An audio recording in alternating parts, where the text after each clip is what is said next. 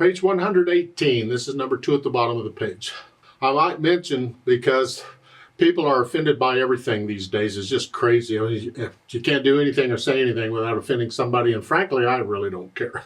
I'm old enough, I'm just a grumpy old man, get off my lawn thing, yeah. But that wine sign in the back, yeah. It's not, I haven't had wine today, it's just a sign, it's my sense of humor. I had wine yesterday. I only drink wine about every 2-3 weeks or so. I like it with popcorn. You know, red wine goes very well with popcorn, if you're into drinking wine. If you're not, fine, don't. However, don't be too offended by that, and if you are, that's your problem. I'm not going to worry about it. Now I've ranted. Now let's do this lesson. I just got to go through the same process I've been going through. I look this over, I see it's 2 lines long.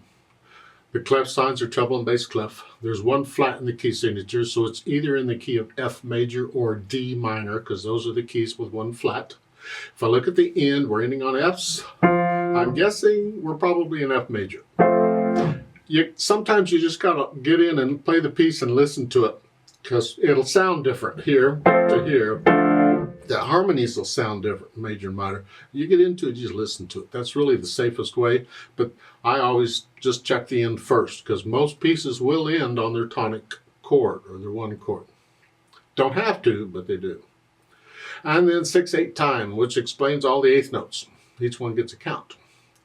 Both hands are playing at the same time, so I'm going to take this 1 hand at a time first. The right hand, you're starting 3rd finger here. That puts your hand here.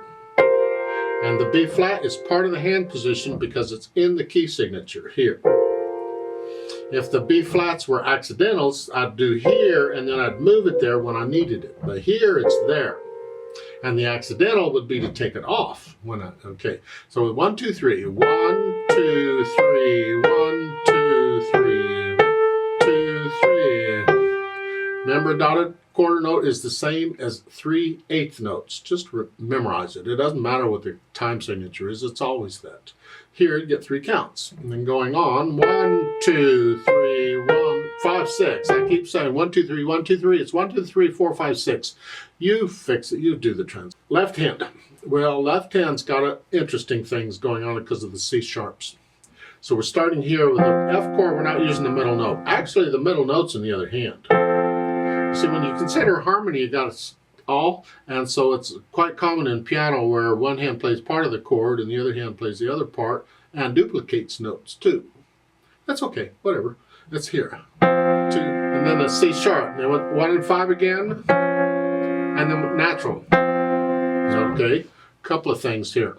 One is, if you have large hands, this doesn't work very well. Although you got a little finger, you might be able to fit here. There's no black key. But again, the thumb doesn't have to do all of that.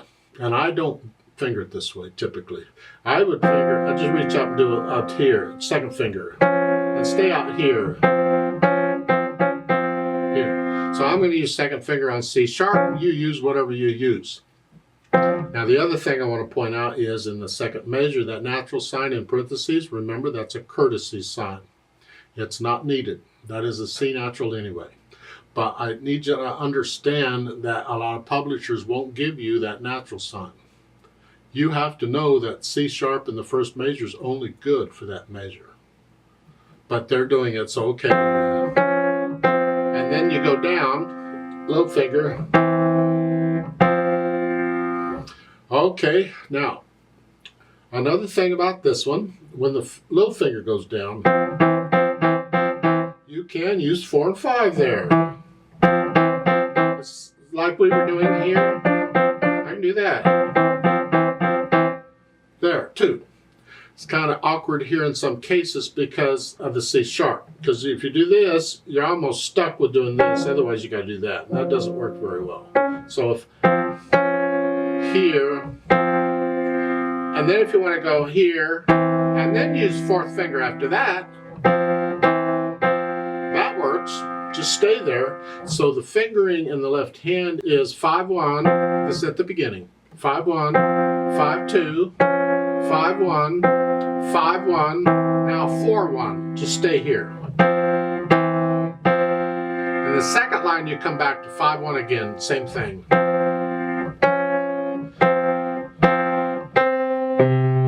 Just reach down here. Eventually you want to get to where you can feel this octave. You know what that feels like? Without having to, you have to look now, I'm sure, but that's all. Then relax. Okay, so I'm going to use for the second measures in left hand 5-1, 5-1, and then I'm going to use 4-1 for the rest of the line. For the FC, I'm going to use 4-1. I'm going to do that. You can use 5-1 on all of them if you want. Then I'll put the hands together here, and then here, and here. Now here, the little finger goes down. Now I'm going to stay there in the left hand. Now I'm here. And then measure 5. Now I'm going to go back to 5-1 for the left hand. So I'm going to put the hands together. And then I go back through it however many times slowly and get rid of the hesitation. So it's a steady beat. Ready? 1, 2, 3, 4, 5, 6. Any speed you want right now doesn't matter, but no hesitations. Once I can do that, then I add the articulation. The only articulation I'm seeing are the phrasing. You can lift up in the right hand for the phrases. Lift up. Lift up. Just like taking a breath. The left hand, you just play it. Connect it as best you can. Otherwise, you just play it. So at the end of the second measure here, lift up, you can lift both hands together. Because you're lifting up in the right hand for the phrase, the left hand can do too. I mean, you're going to lift up anyway. But here, they're together. My point is, I'm not going to lift up in the right hand, but try and hold the lift down right here. If I weren't playing this pattern, if I were playing single notes I could connect, I would connect the left hand. But I'm not. I got to lift up anyway. So I lift them both up the same. That's kind of confusing, so if you're confused, skip all that, erase it, whatever, and let's go on. Then the dynamics. MF is mezzo forte, the second line is forte, or loud. So we're starting out sort of loud, and then we're loud. That's the melody. Here. The left hand needs to be in the background, somewhere. And then the second line, you scope a little bit. I can't tell you these dynamics are this level. You have to judge based on your situation. Then the speed, allegretto. Well, allegretto again is between moderato and allegro. I call it the fun speed. Normally when I see a piece in allegretto, I think, okay, we're going to have some fun here. It's a fun piece. Overall mood is a fun piece. Doesn't have to be. It just seems to work out that way. And it's 6/8 time. So are we feeling the eighth notes or are we feeling the natural accents? 1, 2, 3, 4, 5, 6. 1, 2. I don't know. First off, let's take it allegretto. Well, moderato would be this, I think.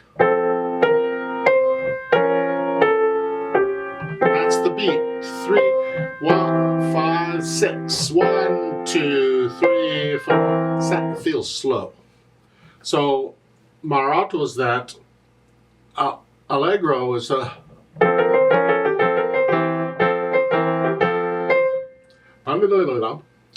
Allegro's in between somewhere. It's the overall feel of it. Somewhere.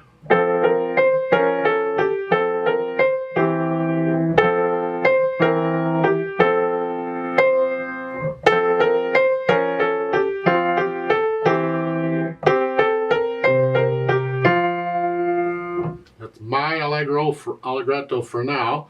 Yeah, a couple cups of coffee that could change. So the eighth notes, I want to slow it down a little bit, but the natural accents, and the left hand's playing on them, they want to speed it up a little bit. 1, 2, 3, 4, 5, 6. Huh?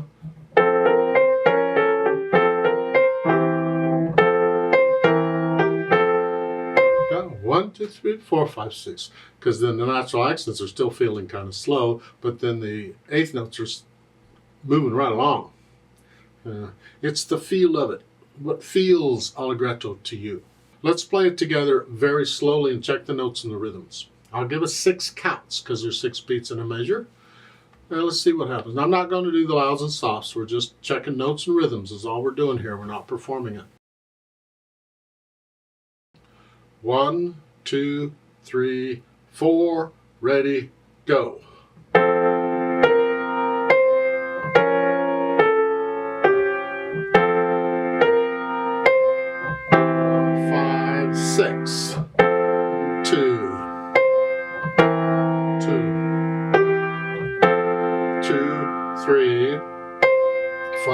5, 6.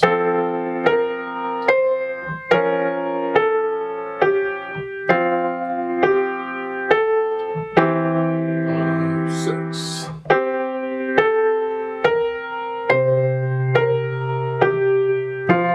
2, 3, 4, 5, 6, off.